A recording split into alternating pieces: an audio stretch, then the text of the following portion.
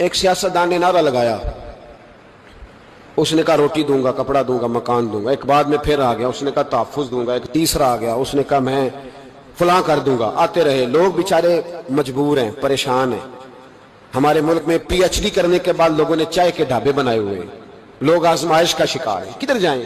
سیاستدان کے پیچھے لگ گئے، لوگوں نے نعرے بھی لگائے، لوگوں نے اپنی جیب سے پوسٹر بھی اس کے بنوا کے چسپاں کیے، ساری اس کے پیچھے لوگ لگ گئے۔ میرے پاس ایک بچہ آیا، کچھ لوگوں کا درد انسان کو درد مند کر دیتا ہے۔ ایم بی اے اس بچے کی تعلیم، بڑا قابل نوجوان، اور لب و لہجے میں بڑی شائستگی، گفتگو میں بڑا دھیما پن، لگتا ہے کہ تعلیم نے اثر دکھایا ہے، لفظوں کے گورکھ دھندے میں نہیں رہا، اس نے کچھ سیکھا بھی ہے کتابوں سے۔ اس نے ایک مسئلہ پوچھا، کہنے لگا اگر کوئی والد ساری جائیداد اپنی بیوی کے نام کرا دے تو اولاد کے لیے کیا حکم ہے اس میں؟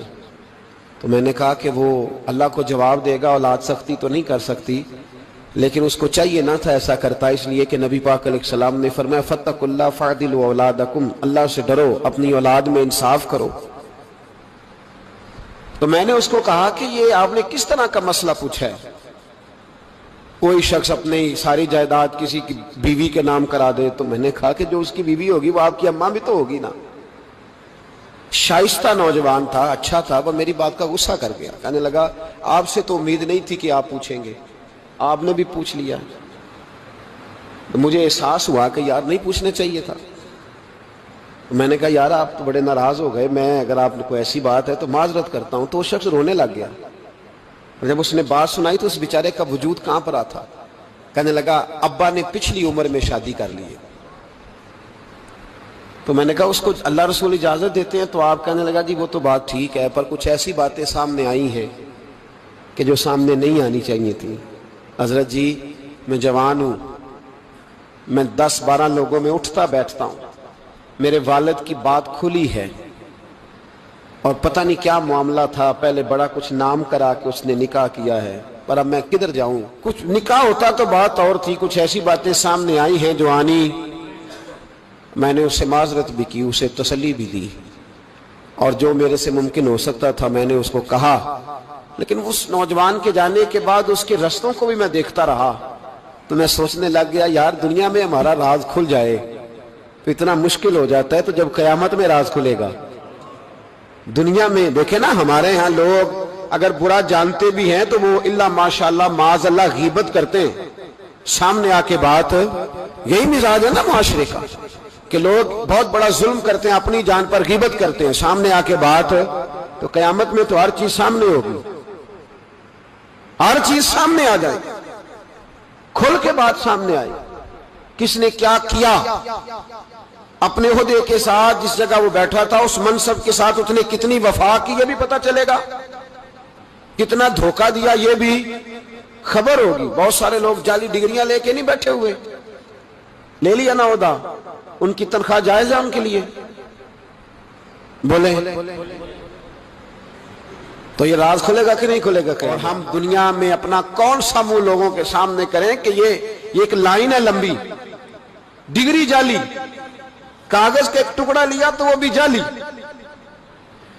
میرے عزیز یاد رکھیں اور ضرور اس پر غور کریں، یہ چیزیں جب قیامت میں کھلیں گی تو مسائل پیدا کریں گی، اور اللہ کہتا ہے میں کھولوں گا، میں یہ تمہاری چیزیں، جو ٹیچر، جو ڈاکٹر، جو کلرک، جو بیوروکریٹ 2 سال کی چھٹی لے کے سیر کرنے چلا جاتا ہے اور وہاں لکھ کے دے جاتا ہے کہ میں مجھے بخار چڑھا ہوا ہے، میں تو بڑا سخت بیمار ہو گیا ہوں، تو میرے اندر کا سارا نظام گڑبڑ ہو گیا، دوائی لینی ہے، ٹھیک ہے چھٹی مل گئی، قانون میں کمزوریوں کا فائدہ اٹھایا، تو جب قیامت میں راز کھلے گا کہ یہ تو سیر کرنے گیا تھا، موج کرنے گیا تھا۔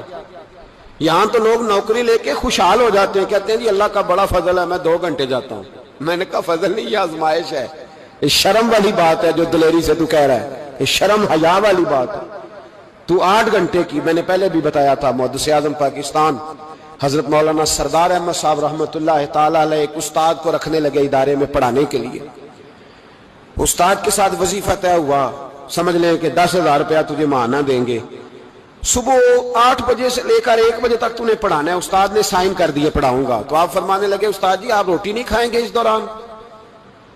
پیشاب نہیں آئے گا آپ کو؟ پانی نہیں پیئیں گے؟ حضور پینا ہے تو فرمانے دیں لکھا کیوں نہیں؟ آپ نے مسلسل 1 بجے تک بیٹھنے کا لکھ دیا ہے، تو بتائیں جب آپ پیشاب کرنے جائیں گے تو وہ آپ کا کام کہاں لکھا جائے گا؟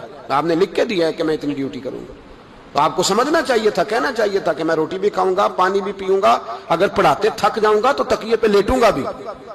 کیوں آپ نے یہ معاہدہ ایسا کیا؟ وہ شخص کہنے لگے حضور آپ میری رہنمائی فرمائیں۔ فرمایا یہاں لکھو کہ میں مسلسل، تو کسی بندے کی پہنچ ہی نہیں ہے کہ وہ اتنا بیٹھ سکے۔ تو ہمارے ہاں جب یہ چیزیں قیامت میں کھلیں گی تو کیا بنے گا؟ آج راز کھلتا ہے تو آزمائش کھڑی ہو جاتی ہے، وضاحتیں کر کر کے لوگ تھک جاتے ہیں، جب قیامت میں راز کھلے گا۔ میں تاجر کی بات بعد میں کروں گا، میں سیاستدان کی بات بعد میں کروں گا، میں پہلے پیر صاحب کی بات کرتا ہوں، پہلے علامہ صاحب کی بات، میں اپنی ذات سے شروع کرتا ہوں۔ ایک شخص پیر بن کے بیٹھ گیا، علامہ صاحب درویش مصلح بن کے بیٹھ گیا، لوگوں نے اپنی عقیدتوں کی جبین اس کے سامنے جھکائی، لوگ کئی راتیں اس کے سامنے ہاتھ باندھ کے کھڑے رہے، اس کے لیے لوگوں نے محبت کے سارے تقاضے پورے کیے، اپنی جیب کاٹ کے اس کی خانقاہ کو چلایا، اپنی جائز کمائی اس کے ہاتھ پہ رکھ کے لوگوں نے ایک ادارہ چلانے کے لیے اسے کہا، لوگوں نے اس کی گاڑی کو چوما۔ میں لاہور میں تھا چند دن پہلے، تو گٹر کے اندر گاڑی کا ٹائر چلا گیا، تو میں نے بچے سے کہا کہ کوئی ایسی چیز منگائی جائے، کوئی لکڑی ایسی ہو جائے جو پیچھے رکھی جائے تو گاڑی کو پیچھے موڑیں گے۔ آپ یقین کریں 5-6 لوگ دوڑے آئے،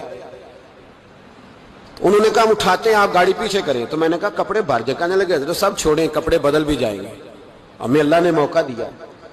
تو ان لوگوں کے منہ تک وہ پانی جا رہا تھا، لیکن وہ گاڑی اٹھا رہے تھے، تو ہم لوگوں نے حساب نہیں دینا ان عقیدتوں کا، ان محبتوں کا جواب نہیں دینا؟ اتنی عقیدت کو شخص کرے کہ وہ گندا پانی منہ تک لے جانا پسند کرے، یہ شخص نیک ہے تو میں نے اس کی نوکری کرنی ہے۔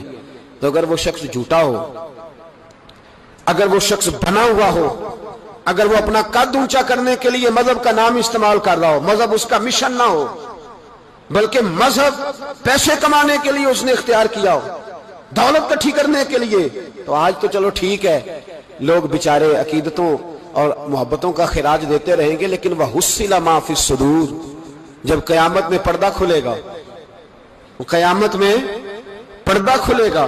میں نے کہا تھا کچھ جمعے پہلے، پھر بات دہراتا ہوں، ایک درویش شخص ہیں، وہ کہتے ہیں میں زندگی میں کبھی نہیں کام پا، پر ایک طوائف مجھ پہ راشا طاری کر گئی، طوائف، کہتے ہیں میں نے جبہ کبہ پہنا تھا، طوائف میرے پاس سے گزر رہی تھی، تو میں نے اس کو کہا کہ بچے باز آ جا، اللہ اللہ کیا کر، چھوڑ دے، تو اس نے نقاب آگے کر لیا، کہنے لگی بابا میں تو آپ کی بات پر عمل کروں گی، پر ایک جملہ کہنے کی اجازت ہے؟